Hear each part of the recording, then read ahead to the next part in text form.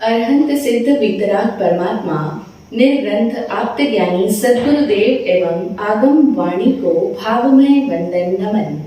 सभी भव्य आत्माओं की भव्यता को प्रणाम। हर एक इंसान अपने भावों को, अपने इमोशंस को किसी भी व्यक्ति पर या वस्तु पर व्यक्त करता रहता है। हम सभी लोग अपनी भावनाओं को, अपनी भावनाओं के आवेग को किसी भी व्यक्ति, वस्तु या विषय पर उंडेलते रहते हैं। न सिर्फ मनुष्य बल्कि संसार का प्रत्येक प्राणी जगत, चाहे वह मूक पशु जगत ही क्यों न हो, सभी के पास में भावनाएं होती ही हैं, क्योंकि भाव का होना जीव मात्र का स्वभाव है। भाव होना जीव की अपनी योग्यता है। तो इसीलिए हम देखते हैं कि संसार के प्रत्येक प्राणी में, फिर चाहे वह ज्ञान उपयोग की दृष्टि से न्यूनतम चेतना वाला एकेंद्रीय जीव ही क्यों ना हो, यानी कि पृथ्वी रूप जीवन हो या पानी रूप जीवन हो, अग्नि वायु रूप जीवन हो या फिर वनस्पति रूप जीवन हो, पेड़ पौधों में भी भावनाएं होती है, संवेदनाएं होती है। वे भी महसूस करते हैं, और न सिर्फ महसूस करते हैं बल्कि वे पेड़ पौधे, वृक्ष, पानी, अग्नि, हवा, ये सब एकेंद्रीय प्राणी जगत भी अपनी भावनाओं को, जो वे महसूस कर रहे हैं, जो उनकी फीलिंग्स हैं, उन सभी को अपने अपने लेवल पर एक्सप्रेस भी करते हैं। यानी ये लोग जो भी महसूस करते हैं उसे अपने स्तर पर अभिव्यक्त भी करते हैं। यद्यपि हमें उनकी अभिव्यक्ति आसानी से समझ में नहीं आती, लेकिन फिर भी सभी प्राणी जगत अपनी भावनाओं को व्यक्त करते हैं। हाँ, सबके अभिव्यक्ति के स्तर भिन्न भिन्न प्रकार के होते हैं। पशुओं में तो हम देखते ही है ना कि किस तरह से पशु अपने मालिक को पहचान जाते हैं। जो पशु इंसानों के साथ में रहते हैं या जो नहीं भी रहते हैं, वे लोग इंसानों के साथ बड़े जल्दी से घुल मिल जाते हैं। किस तरह से पशु अपने मालिक के इशारों और संकेतों को समझ करके काम भी करते हैं, अपने मालिक के लिए कैसे वे वफादार रहते हैं। और अगर उनका कोई संगी साथी मर जाए या उनसे बिछुड़ जाए, उस पर कोई विपत्ति आ जाए, तो वे पशु भी उदास और दुखी हो जाते हैं। कई बार तो उनकी आंखों में आंसू भी देखने को मिल जाते हैं। तो इस तरह से चाहे पशु जगत हो या प्राणी जगत हो, ये सब भी अपनी अपनी भावनाओं को व्यक्त तो करते ही हैं। हाँ, लेकिन उनके पास में अभिव्यक्ति के उतने सशक्त साधन नहीं है जितने हमारे पास में है। हम लोगों के पास में बोलने के लिए वाणी है, जुबान है, अभिव्यक्त करने के लिए, और हमारे पास में है एक विकसित मन और मस्तिष्क।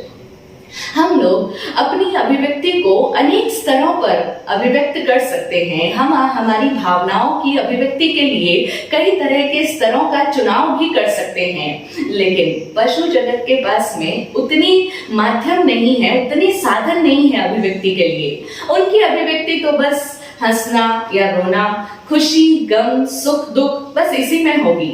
वे सिर्फ अपनी आंखों से या फिर अपनी बॉडी लैंग्वेज से, अपने चेहरे से अपने भावों को अभिव्यक्त कर देते हैं। अपनी मुद्राओं के द्वारा वे अपने भावों को प्रकट कर देते हैं। लेकिन हमारे पास में अपने आप को एक्सप्रेस करने के अनेक अनेक लेवल्स होते हैं।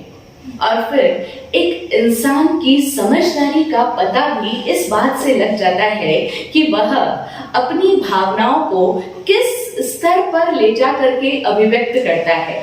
यानी जो हमारे भीतर भाव है, जो कुछ भी हम कहना चाहते हैं, वह किस लेवल पर जाकर के हम उसे अभिव्यक्त करते हैं, किस तरीके से उसे अभिव्यक्त करते हैं और किस पर अभिव्यक्त करते हैं। इन सब चीजों से एक इंसान की समझदारी के स्तर का पता लगाया जा सकता है। आज हम लोग देखते ही हैं ना, कितने सारे पॉलिटिशियंस हैं, कितने सारे नेता लोग हैं, जर्नलिस्ट हैं, या फिर सोशल मीडिया इन्फ्लुएंसर्स हैं, जो लोग अपनी बात कहते हैं, लोगों को, बहुत सारे लोगों को इन्फ्लुएंस कर रहे हैं, प्रभावित कर रहे हैं अपनी वाणी के माध्यम से। वे लोग किस स्तर जाकर के अपनी भावनाओं को अभिव्यक्त करते हैं, वे जब अपनी बात जनता तक पहुंचा रहे हैं तो उनकी अभिव्यक्ति का स्तर कहां तक पहुंच जाता है। हम अक्सर देखते हैं कि लोग जब भी किसी के ऊपर आक्षेप कर रहे होते हैं, कटाक्ष कर रहे होते हैं, तो उनकी भाषा किस हद तक नीचे चली जाती है, किस तरह से वे औरों पर कीचड़ उछालने के लिए न जाने कौन सी लैंग्वेज का यूज कर लेते हैं। तो एक इंसान की समझदारी कितनी है, इससे पता लगता है कि वह अपनी बात को या अपने भावों को किस लेवल पर जाकर के अभिव्यक्त कर रहा है। इसी बात को हम एक उदाहरण से समझें। बहुत सारे लोगों को गुस्सा आता है, बहुत सारे लोगों को क्यों, हम सभी को गुस्सा आता है, लेकिन हम सभी लोग अपने अपने गुस्से को किस तरह से प्रकट करते हैं, गुस्से की अभिव्यक्ति हम सब की कैसी होती है। कई लोगों को आपने देखा होगा कि जब उन्हें गुस्सा आता है तो वे उनके सामने जो भी सामान रखा होता है उस सामान को उठाकर पटक देते हैं, सामानों को इधर उधर फेंक देते हैं। फिर चाहे उनके हाथ में मोबाइल फोन हो, चाहे टीवी का रिमोट हो, चाहे उनके सामने खाने की थाली ही क्यों ना हो, वे उस थाली को एकदम से पटक देंगे। और कई लोगों को हमने देखा है कि जब वे गुस्से में होती हैं तो जब वे बर्तन धो रही होती है, जैसे महिलाएं किचन में काम कर रही होती है, तो उस दिन उनकी किचन में से बर्तनों की बड़ी जोर जोर से आवाजें आती है। वे बर्तनों को जोर जोर से उठाती हैं, गिराती है, पटकती है, रखती है। क्यों? क्योंकि आज उनके भीतर गुस्सा है। तो इस तरह से वे अपने गुस्से के भावों को अभिव्यक्त कर रहे होते हैं। कई लोग गुस्से में दरवाजे को जोर से धक्का मारते हैं, जोर से दरवाजा बजाते हैं, दरवाजे को पीटते हैं। कई लोग गुस्से में जूतों को इधर उधर फेंक देते हैं, एक जूता कहीं फेंका, दूसरा जूता कहीं फेंका, अपना सामान कहीं किधर रखा, कोई किधर ही पटक दिया। तो इस तरह से सामानों को फेंकने वाला गुस्सा होता है उनका, उस तरह से गुस्से को वे प्रकट कर रहे होते हैं। अभी गुस्सा ये भी तो हमारा एक इमोशन है, हमारे अंदर का एक नेगेटिव इमोशन है, ये एक विकृत भावना है। तो वे लोग अपने उस क्रोध की भावना को इस तरह से अभिव्यक्त करते हैं। कुछ लोग ऐसे होते हैं जो सामानों को तो नहीं पटकते फेंकते, लेकिन जब उन्हें गुस्सा आता है तो वे बहुत गालियां देना शुरू कर देते हैं। उनके मुंह से बहुत ज्यादा अपशब्दों की बौछार होनी शुरू हो जाती है और गुस्से में वे ऐसे शब्दों का प्रयोग करते हैं, ऐसी गालियां बोलते हैं जो कि साधारणतया एक इंसान सुनना भी पसंद नहीं करता, लेकिन गुस्से में वो उन शब्दों को बड़ी आसानी से बोल जाते हैं। उन्हें कुछ भी महसूस नहीं होता है क्योंकि वे उस समय गुस्से में हैं। और ऐसे तो हम सभी को पता है कि गाली नहीं बोलनी चाहिए, चाहे कितना भी तेज गुस्सा आ रहा हो, लेकिन ऐसे एब्यूसिव वर्ड्स का यूज नहीं करना चाहिए, ऐसी लैंग्वेज नहीं बोलनी चाहिए, ऐसी गंदी गंदी गालियां या अभद्र शब्दों का प्रयोग हमें नहीं करना चाहिए। लेकिन जब गुस्सा आता है तब वो सारी समझदारी हमारे भीतर से सरक जाती है, न जाने कहां चली जाती है। तो इस तरह से वे लोग गुस्से में बहुत ही उटपटांग बोलने लग जाते हैं, अनाप शनाप बकने लग जाते हैं। और कई लोग ठीक इसके विपरीत तरीके से अपने गुस्से को अभिव्यक्त करते हैं। वो कैसे कि वो कुछ भी नहीं बोलते हैं, वो लोग कोई भी गाली नहीं बोलते, कोई भी अपशब्दों का प्रयोग नहीं करते हैं, इनफैक्ट वो कुछ भी नहीं बोलते हैं, वे बिल्कुल बोलना ही बंद कर देते हैं। वो जिन लोगों के प्रति उन्हें गुस्सा आया है उन लोगों से मुंह फुला करके बैठ जाते हैं, उनका मुंह चढ़ जाता है और वे उन सब से बात करना बंद कर देते हैं। कई लोग तो अपने आप को कमरे में बंद कर देते हैं, एकदम से अकेले हो जाते हैं और कहते हैं बस मुझे कुछ नहीं चाहिए, मुझे कोई नहीं चाहिए। और इसी की एक और एक्सट्रीम लेवल है कि लोग इस तरह से जब वे सबसे बात करना छोड़ देते हैं, मुंह फुलाकर बैठ जाते हैं और फिर कुछ लोग तो खाना पीना भी छोड़ देते हैं, अपने आप को बिल्कुल सबसे अलग कर लेते हैं, एकदम अकेलेपन में चले जाते हैं, लोनलीनेस के शिकार बन जाते हैं। उन्हें लगता है सारी दुनिया बेकार है, तो इस तरह से वे खाना पीना बोलना सब कुछ छोड़ देते हैं। अब देखो हमारा गुस्सा किस कैटेगरी का है? खाना पीना छोड़ने वाला गुस्सा है, या गालियां देने वाला गुस्सा है, या सामानों को उठाकर पटकने वाला गुस्सा है? हम देखें, क्योंकि आखिर ये सारा कुछ प्रवचन, ये सारी बात हम स्वयं के लिए सुन रहे हैं। हमें अपना विश्लेषण करना है कि हमारा गुस्सा किस लेवल पर जाकर के अभिव्यक्त होता है। कई लोग गुस्सा जब उन्हें आता है तो वे बहुत जोर जोर से चिल्लाने लगते हैं और भरे बाजार में, बीच में, लोगों में, गली मोहल्ले में जाकर के जोर जोर से चिल्लाने लग जाते हैं, सबको बताने लग जाते हैं। उन्हें ऐसा लगता है कि मैं जोर जोर से बोल के सबको बताऊं, सामने वाले को पता चलना चाहिए, सबको पता चलना चाहिए कि इस व्यक्ति ने मेरे साथ क्या किया या इसने मुझे कैसा कैसा सुनाया। तो इस तरह से वे सबके बीच में जाकर के जोर जोर से चिल्ला चिल्ला कर अपने गुस्से को प्रकट करने लगते हैं। और कई लोग होते हैं जो गुस्से में हाथ पैर चलाने लग जाते हैं, किसी के हाथ चलते हैं, थप्पड़ मारने लगते हैं, तो किसी की जुबान चलती है, तो किसी के पैर चलने लग जाते हैं। सिर्फ हाथ ही नहीं, वे लात घुसे भी मारने लग जाते हैं, बल्कि उनके पूरे शरीर से ही वे आक्रामक हो जाते हैं। अक्सर हम लोग माताओं को देखते हैं कि जब माताओं को गुस्सा आ रहा होता है तो वे अपने बच्चों को थप्पड़ लगा देती है, उनका हाथ उठ जाता है अपने बच्चों पर। बच्चों की वजह से इरिटेट हो रही हैं, बच्चा पढ़ाई नहीं कर रहा, बच्चे को जो बोला वो काम नहीं कर रहा, बच्चा उनकी सुन नहीं रहा है, उन्हें कुछ समझ नहीं आता, अब करे तो करे क्या, इतने इरिटेट हो रहे हैं, इतने फ्रस्ट्रेशन में हैं, तो वे बच्चे के ऊपर सीधा हाथ उठाते हैं, सीधा उन्हें थप्पड़ मारने लगते हैं, बच्चों की पिटाई होने लग जाती है। अब बच्चा कुछ भी कर रहा हो, कोई बड़ा रीजन नहीं है, वो नहीं पढ़ रहा तो भी थप्पड़ मार दी, वो खाना नहीं खा रहा तो थप्पड़ मार दी, वो रो रहा है तो और थप्पड़ मार दी, वो और ज्यादा तेजी से रोने लग जाता है।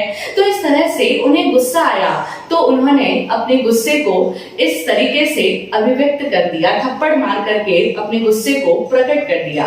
उनका बस अपने बच्चों पर ही चलता है।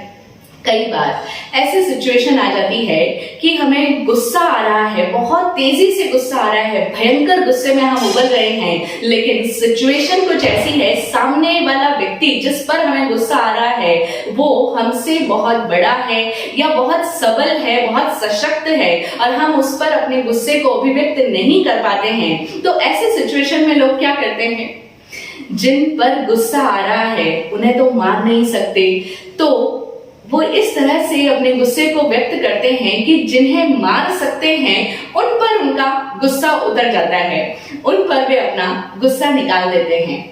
अब अक्सर लेडीज के साथ में ये समस्याएं होती है कि गुस्सा आ रहा होता है किसी अन्य बात पर, लेकिन वहां प्रकट नहीं कर पाती, उसे अभिव्यक्त कर नहीं सकते, तो वे जिन पर गुस्सा उतार सकती है, अपने नन्हे मुन्ने प्यारे बच्चों को, उन्हीं के गाल पर थप्पड़ लगाती चली जाती है, उन्हीं की पिटाई पर पिटाई करनी शुरू कर देती है। तो इस तरीके से कहीं का गुस्सा कहीं पर जाकर के निकल जाता है। लेकिन अब जिन बच्चों की पिटाई हुई है माताओं के द्वारा, अब उनको भी तो गुस्सा आया है, वापस बिना कारण ही माताएं हमको पीट रही है, तो अब वे अपने गुस्से को कहां जाकर के प्रकट करेंगे। तो अब बच्चे भी जिस दिन उनकी माता से पिटाई होती है, थप्पड़ लगी होती है, उस दिन वे भी अपने भीतर गुस्से से उबल रहे होते हैं। तो अब वे तो पलट करके वापस अपने मम्मी को या पापा को मार तो नहीं सकते, उन पर तो वे हाथ उठा नहीं सकते, वे बड़े हैं उनसे। तो वे क्या करते हैं कि बच्चे जाकर के अपने खिलौनों को तोड़ मरोड़ देंगे, खिलौनों को पूरी तरह से बिखेर देंगे, उसके एक एक पार्ट्स सारे बिगाड़ देंगे। और कई लोग अपनी बुक्स और नोटबुक्स पर अपना गुस्सा उतार देते हैं, उनके एक एक पन्ने फाड़ कर अलग कर देते हैं, सामानों को जोर जोर से उठा पटक करने लग जाते हैं, या फिर किसी भी तरीके से अपने गुस्से को शो करते हैं, इधर का सामान लेके उधर पटका, जोर जोर से चिल्ला रहे हैं, तेज तेज से रोने लग जाते हैं। कई बच्चे गुस्से में बहुत जोर जोर से रोने लग जाते हैं, उन्हें समझ नहीं आता कि कैसे मैं अपने गुस्से को शो करूं, तो इसलिए वे बहुत तेजी से चीखने, चिल्लाने और रोने लग जाते हैं। ना सिर्फ बच्चे बल्कि कई महिलाएं भी इसी तरीके से अपने गुस्से को प्रकट कर रही होती है। वे भी गुस्सा आने पर रोने लग जाती है, अपने ही बाल नोचने लग जाती है, कई लोग तो दीवारों पर अपना सर फोड़ने लग जाते हैं। तो इस तरीके से ये जो गुस्सा है कि स्वयं को ही वे प्रताड़ित करने लग जाते हैं। वे गुस्से में, गुस्से की अभिव्यक्ति में स्वयं को ही पीड़ित करते हैं, स्वयं को ही कष्ट देने लग जाते हैं। तो इस तरह के गुस्से अक्सर या तो महिलाएं या फिर बच्चे किया करते हैं।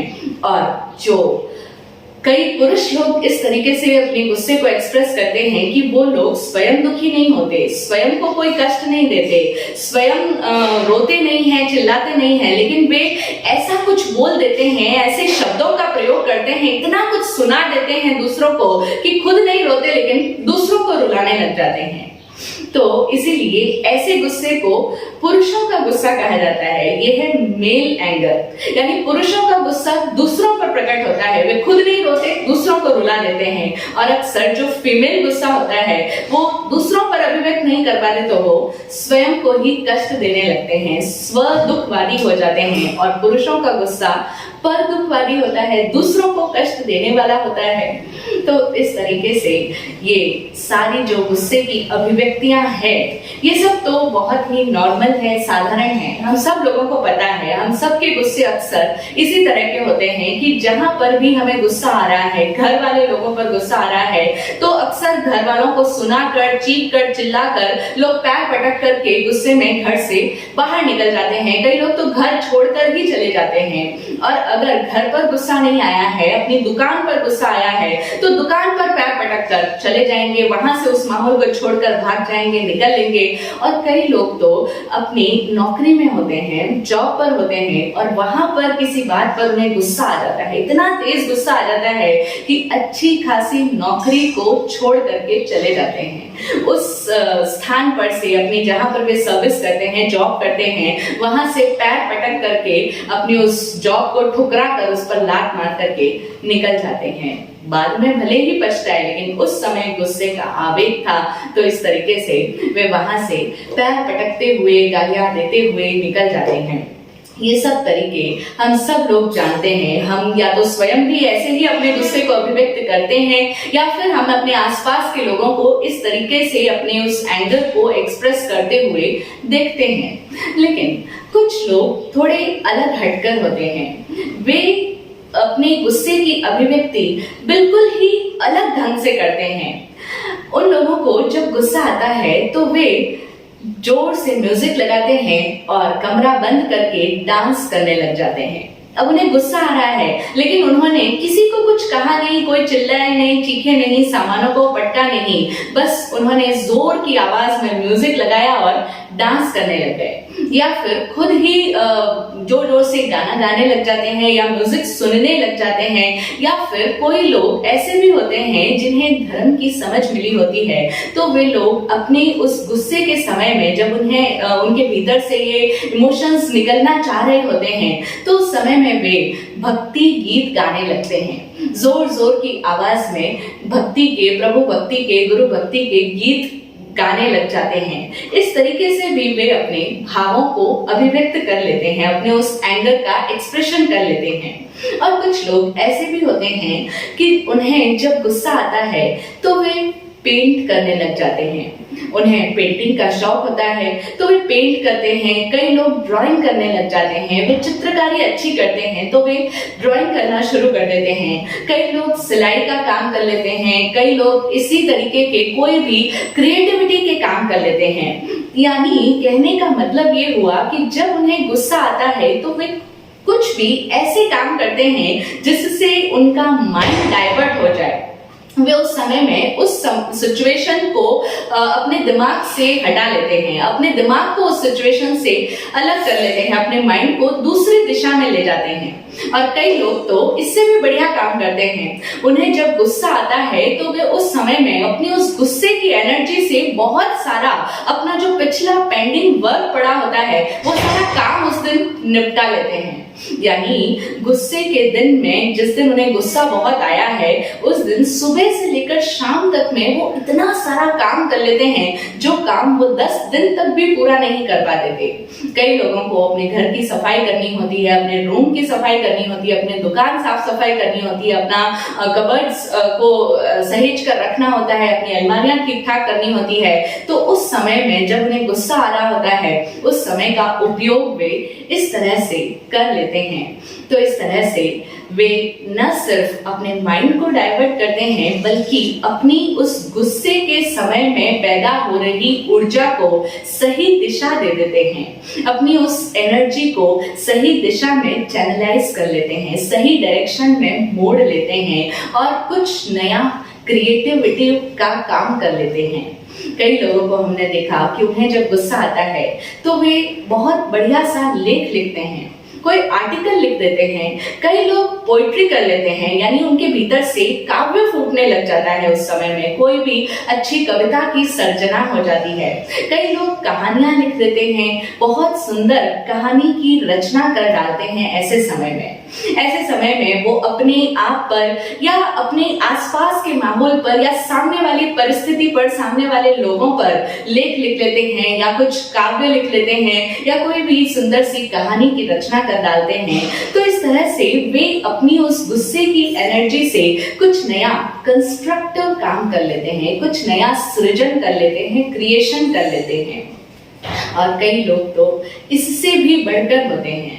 कई लोग तो नहीं होते, यद्यपि बहुत थोड़े से लोग होते हैं कि उन्हें जब गुस्सा आता है तो वे अपनी आंख बंद करते हैं, शांत होकर के बैठते हैं और गुस्सा किस वजह से आ रहा है, क्या रीजन है गुस्से का, मेरे डीप में, मेरे भीतर में उस गुस्से का कारण कहाँ छुपा हुआ है, तो वे अपने उस गुस्से के कारण की खोज करते हैं। आंख बंद करके ध्यान की गहराई में जाते हैं और फिर अपने उस गुस्से को प्रेम में परिवर्तित कर देते हैं, उसी क्रोध की एनर्जी को क्षमा में रूपांतरित कर देते हैं। ऐसे भी लोग होते हैं जिन्हें समझ है कि ये जो इमोशंस आ रहे हैं मुझे इनका निस्तारण करना है, इन्हें मुझे अपने भीतर से निकालना तो है, लेकिन सही दिशा में निकले इस बात का जिन्हें ज्ञान है, वो लोग अपने भीतर जाकर के उसके कारणों की खोज करके उसी एनर्जी को ट्रांसफॉर्म कर डालते हैं। अब हम लोग देखें कि गुस्सा तो सबको आया, लेकिन सब ने अपने गुस्से की अभिव्यक्ति अलग अलग तरह से की। सबकी अभिव्यक्ति के स्तर भिन्न भिन्न प्रकार के रहे। हम लोगों की गुस्से की अभिव्यक्ति कैसी होती है? क्या हमने कभी भी आज तक भी एक बार भी ऐसा गुस्से का प्रकटीकरण किया कि जिस समय में हमने गुस्से में जब हम थे उस समय में हमने भी कुछ क्रिएटिव कर लिया, हमने भी कोई बहुत बढ़िया सा काम कर दिया, या उस समय में हमारे भीतर से कोई शेरो शायरी निकल गई, कुछ पंक्तियों की रचना हो गई, ऐसा कुछ हुआ हमारे साथ में? या हमने कुछ काम ही कर डाला हो, कोई शारीरिक गतिविधि कर डाली हो कि जिससे हमारी वो एनर्जी न्यूट्रलाइज हो गई हो? क्या हमने ऐसा कभी कुछ किया? नहीं किया होगा, अक्सर लोगों ने नहीं किया होगा।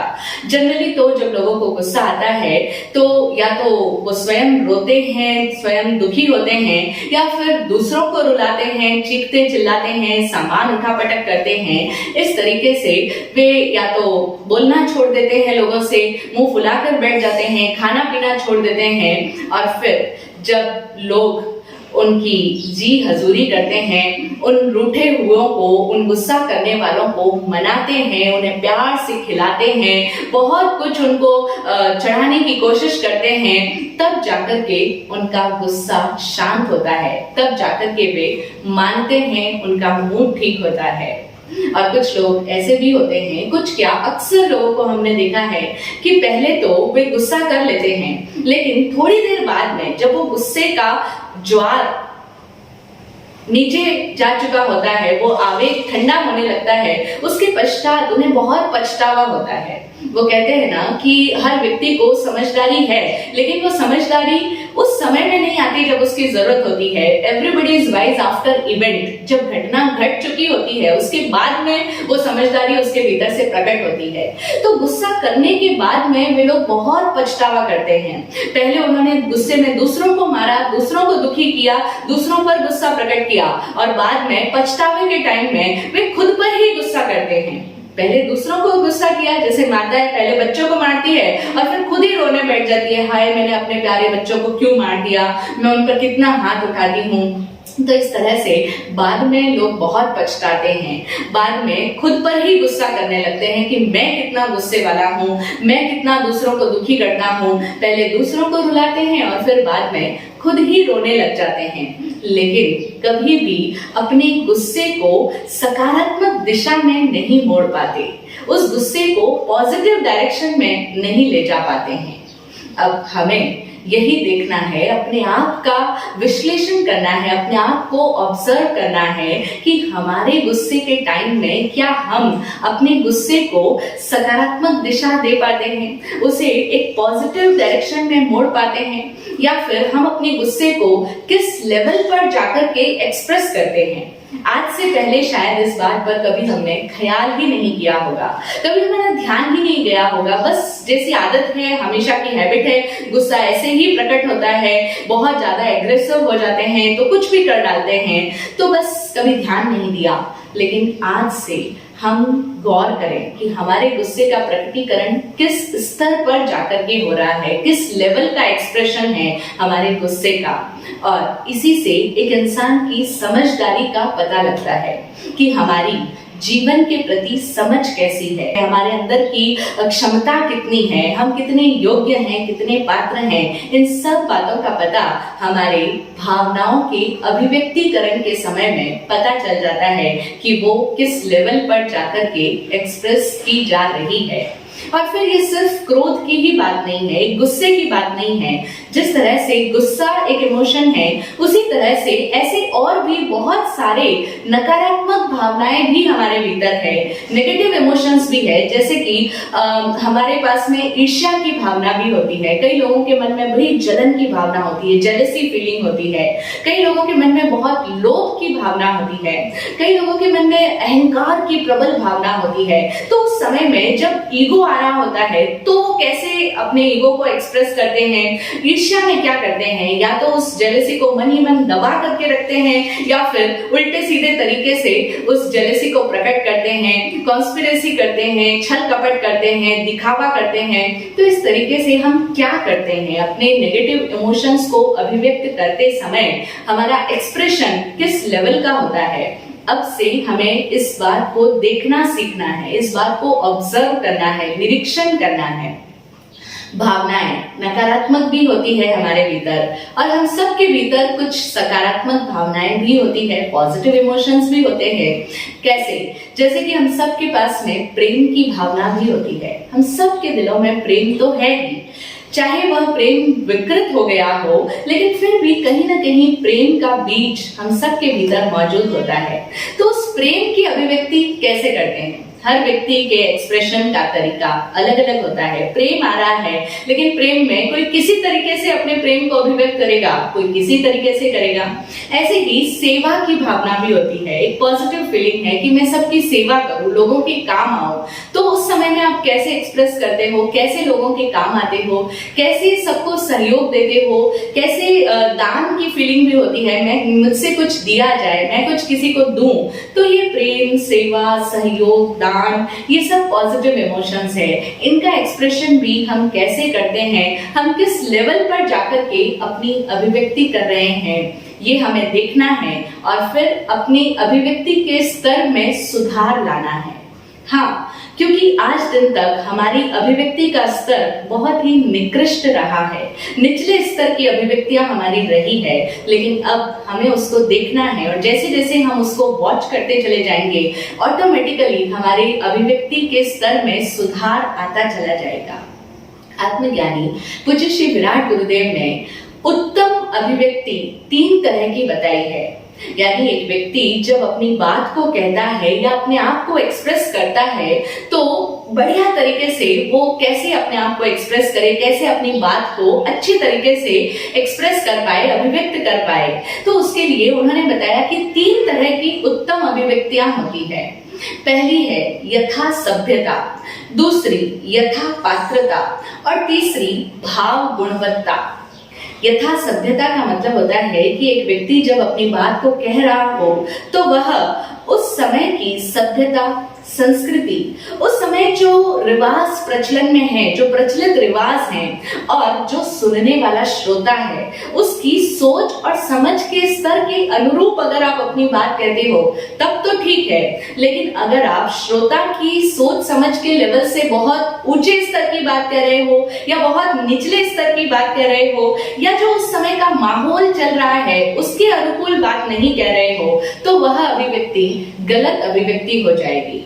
कैसे? उदाहरण से समझें कि जैसे हम कहीं पर गए जहां शादी का माहौल है, सब लोग बड़े खुशी में हैं, दो लोग अपनी जिंदगी की नई शुरुआत करने जा रहे हैं और ऐसे माहौल में जाकर के कोई कहे राम नाम सत्य है या फिर कोई वैराग्य की बातें करने लग जाए या मृत्यु की बातें करने लग जाए तो उस समय में उसकी वह अभिव्यक्ति उत्तम अभिव्यक्ति नहीं कही जाएगी, क्योंकि वह यथा सभ्यता नहीं बोल रहा है। उस समय का माहौल क्या है, आप किस कल्चर में हो, आप किस सोसाइटी में हो, आप किस परिस्थिति में हो, वह सब देख करके ही आपको अपनी अभिव्यक्ति करनी चाहिए। फिर दूसरी बात यह है कि आपको अपनी बात पात्र को ही कहनी चाहिए, यानी आप जिस पर अपने भावों को अभिव्यक्त कर रहे हो वह सुनने वाला श्रोता योग्य है, पात्र है, काबिल है या नहीं, इस बात को भी हमें ख्याल में रखना होगा। अन्यथा क्या होगा, हम सभी लोग जानते हैं, हमने देखा ही है कि बंदर के हाथ में जब उस्तरा आ जाता है तो क्या रिजल्ट होता है। तो ठीक इसी तरीके से अगर हम अयोग्य को या अपात्र को अपनी भावनाओं की अभिव्यक्ति कर लेंगे तो उस कुपात्र या अपात्र को कही गई वह बात, वही हमारी अभिव्यक्ति बहुत दूरगामी बुरे परिणाम भी ला सकती है, क्योंकि हम सभी लोग जानते हैं कि बात जब मुंह से निकलती है तो वह बात बड़ी दूर तक जाती है। तो इसीलिए पात्र कैसा है, सुनने वाला श्रोता कैसा है, इसका भी हमें ख्याल रखना होगा। और फिर तीसरी बात, भाव गुणवत्ता, यानी आपके मन में भाव कैसे हैं यह एक अलग बात है, लेकिन आप अपने भावों का प्रस्तुतिकरण किस तरह से करते हो, आप अपने भावों के प्रस्तुतिकरण में गुणवत्ता रखते हो कि नहीं रखते हो, यानी आपके भावों का जो प्रेजेंटेशन हो रहा है उसमें क्वालिटी होनी चाहिए, भावों की गुणवत्ता होनी चाहिए, अन्यथा वह अभिव्यक्ति भी गलत हो जाएगी। जैसे कि जब लोग बहुत ही गंदी भाषा का प्रयोग करते हैं, अच्छी लैंग्वेज यूज नहीं कर रहे होते हैं, तो उस समय में फिर वो कहे कि नहीं मेरे भाव तो अच्छे थे लेकिन ठीक है अब मेरी आदत ही ऐसी है, मुंह से निकल जाती है गालियां, तो सॉरी ना, इतना बुरा मत लिया करो। लेकिन नहीं, आपके भाव कैसे हैं वो अलग बात है, लेकिन आपके भावों के प्रस्तुतिकरण में गुणवत्ता होनी चाहिए, एक अच्छी क्वालिटी के ही वर्ड्स हम यूज करेंगे, ये कहलाती है भाव गुणवत्ता। अब जैसे कोई अपनी माता को माता न कहकर पिता की पत्नी कहे तो यह बात गुणवत्ता विहीन हो जाएगी, उसकी अभिव्यक्ति में गुणवत्ता नहीं है, वो एक अच्छी भाषा का प्रयोग नहीं कर रहा है। बात सच है, वो कहेगा मैं सही बात ही कह रहा हूं, मैं गलत तो कुछ नहीं कह रहा, पिता की पत्नी है मेरी माँ, लेकिन नहीं, हम उसे पिता की पत्नी नहीं कह सकते क्योंकि वह हमारी माता है, वह हमारी माँ है। तो यह है भाव गुणवत्ता।